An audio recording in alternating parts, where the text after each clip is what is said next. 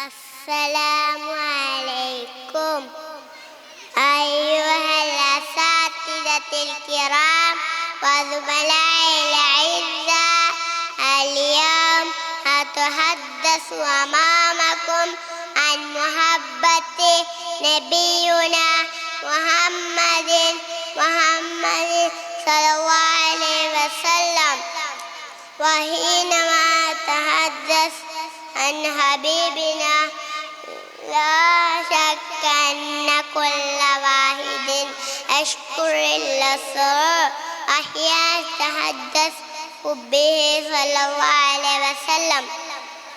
يا أحبابي أن المحبة على قدر المعرفة، وإذا نحب نبينا محمد صلى الله عليه وسلم لا بد علينا أن يتعلم سنته وسيرته، فلنتبع في كل حركاتنا وسكناتنا نحب لمن المطاع، ونسأل الله سبحانه وتعالى أن يرزقنا جميع شفاعتنا محمد صلى الله عليه وسلم.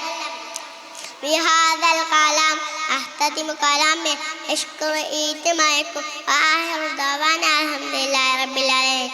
السلام عليكم ورحمة الله وبركاته.